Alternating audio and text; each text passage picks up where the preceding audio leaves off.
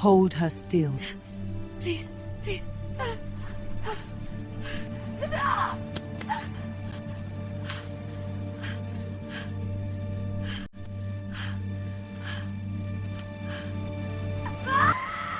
Welcome to NMFolktales. Stay with me, friends, and I will tell you this story. But before we start, I would like you to consider subscribing to our channel. We post new interesting African stories every week, and your support motivates us to keep bringing you more of these deeply interesting tales. Now let's get back to the story. Once upon a time, a peaceful coastal village named Makoro sat at the edge of two worlds. Behind it, a thick forest climbed toward a mountain range that turned deep purple at dusk. In front of it, the blue sea stretched wide and endless. Between the two, the people of Makoro built their lives, fishing at dawn,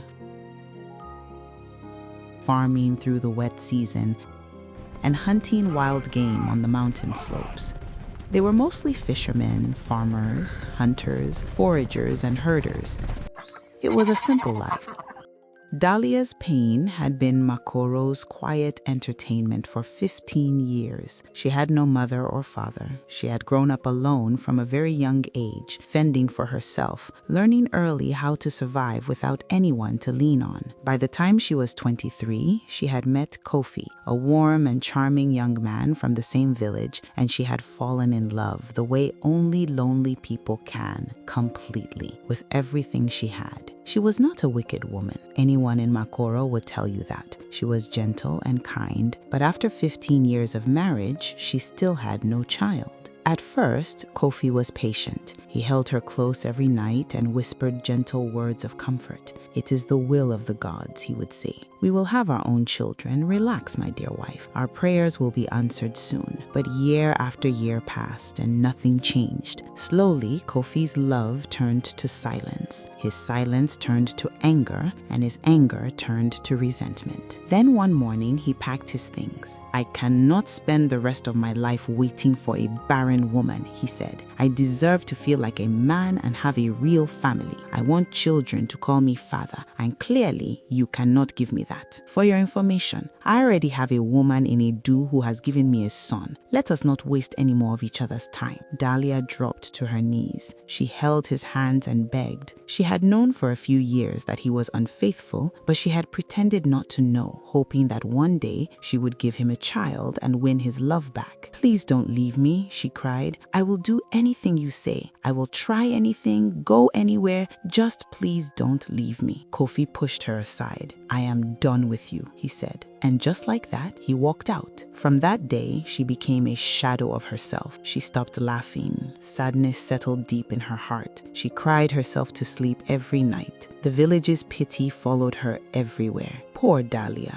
the barren woman whose husband finally left for another. To survive, she went into the forest every morning to pick wild berries and mushrooms to sell at the market. It was not much. It kept her alive, and the forest, unlike the village, asked nothing of her. It judged her for nothing. It was the only place she could breathe. One afternoon, deep in the far thick side of the forest, where the tree canopy blocked so much sunlight, the forest floor stayed dim even at midday. After hours of foraging, her back ached and her fingers were numb. She dropped her woven satchel and sat at the base of an ancient iroko. The forest was quiet, only birds and the soft rustle of leaves in the breeze. That was when the loneliness finally broke her. She pressed her face into her hands and wept. Between sobs, she whispered her wish into the quiet, that she would not have to be alone in this world anymore, that she could feel what it meant to be a mother even just once. She cried until she had nothing left. Then a strange cold wind passed through the trees. Dalia lifted her head. She was not alone. A woman sat against the iroko directly across from her, and the world went quietly,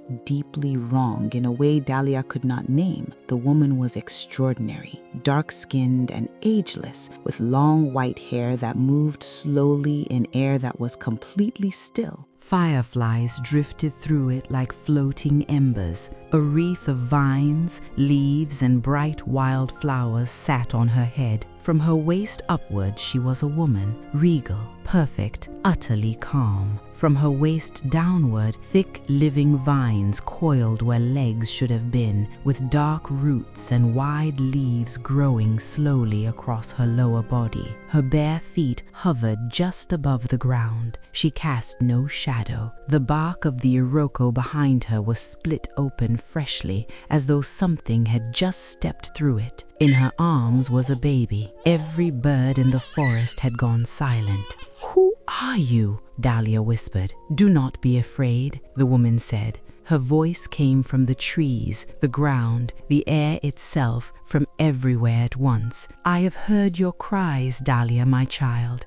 Dry your tears. How do you know my name?" The woman rose, the vines beneath her shifting and curling like something waking. "My name is Ilara, goddess of the forest," she said softly, crossing the space between them without a sound. Dalia shook her head slowly. "Am I dreaming?" she whispered. "Is this real?" "You are fully awake, my child," Ilara said.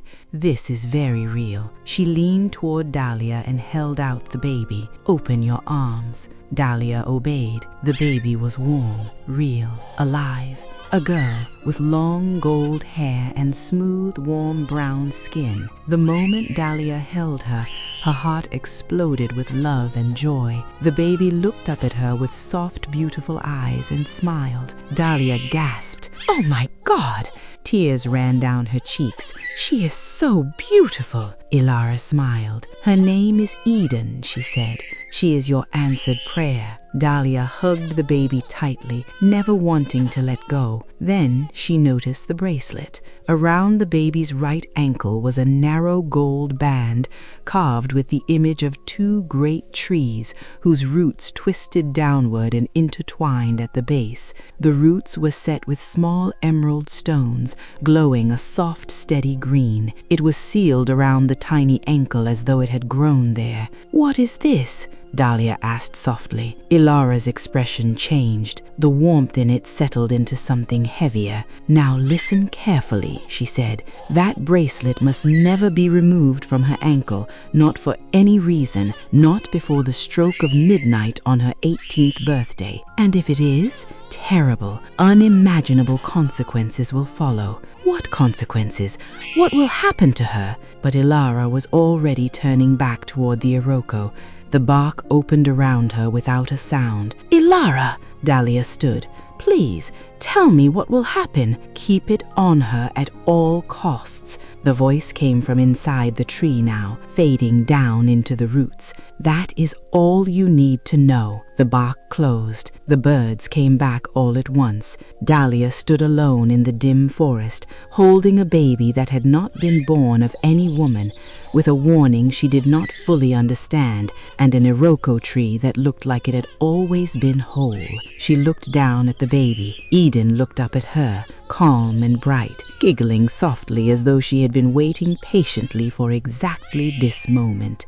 "Eden," Dalia whispered, "my beautiful Eden, you are mine now, and I promise nothing bad will ever happen to you." She held her close and walked home as the sun went down. For the first time in 15 years, the walk felt short. Eden grew faster than any child Dalia had ever seen. It felt like only yesterday she was a tiny baby sleeping quietly in Dalia's arms. As a toddler, she would crawl to the doorway and sit watching the tree line for long stretches, as though listening to something no one else could hear. Birds landed near her without fear. Once, a small bush antelope wandered in from the trees and sat beside her in the dirt for nearly an hour before quietly disappearing again. Dalia watched all of it from the doorway and said nothing. The bracelet expanded as Eden grew, slowly, seamlessly, as though it had always known she would need more room. The emerald stones glowed softly on some days more than others, with no reason anyone could explain. Village women reached for it constantly. Dalia redirected their hands every time, gently, without explanation. By the time Eden was 10, she had touched a blackened, dying tree at the forest edge, and it bloomed fully the next morning. At 12, she told the fishing families 3 days ahead of a violent sea storm to pull their boats in. They almost didn't listen. Then they did. The storm destroyed everything that wasn't already ashore. The village of Makoro watched Eden grow with equal parts fascination and unease. Some left small gifts at their door. Some steered their children away on the path. Chief Ado, Makoro's steady, fair-minded chief, held the middle position. She was Dalia's child. She was unusual. She had never caused harm. That was enough. By 16, Eden was unlike anything Makoro had ever seen. Tall and unhurried, with long gold hair and warm brown skin. The bracelet on her ankle looked like beautiful jewelry to those who didn't know better. To Dalia, every single day, it looked like a clock. Then one evening, old Benu, the oldest fisherman in Makoro,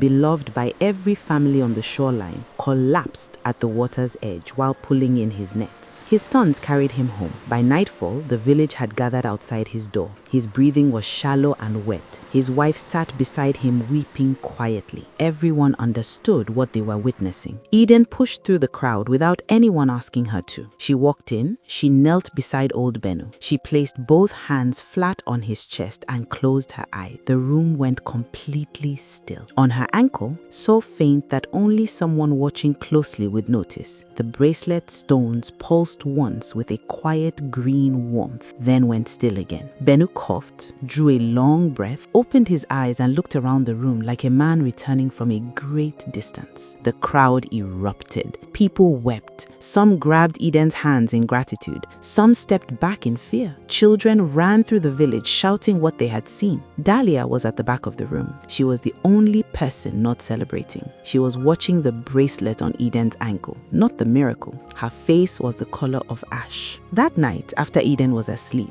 Dalia sat alone outside their home. The forest was dark and still. She stared at the tree line for a long time. Her hands would not stop shaking. Her lips moved slightly as though she was speaking to someone who wasn't there. Anyone watching would have seen a woman who looked nothing like a mother whose daughter had just performed a miracle. She looked like a woman terrified of what came next. In part 2, a young prince from across the mountain range rides into the forest and sees something he cannot explain. 3 women find each other in the dark, and the bracelet that has been on Eden's ankle for almost 18 years is violently torn away. Hope you enjoyed part 1 of this story. Part 2 will be uploaded very soon. Kindly like, share, comment, and most especially tap the notification bell so you are notified the moment we post the continuation. Feel free to drop your thoughts and tell us which country you are watching from. See you in the next one.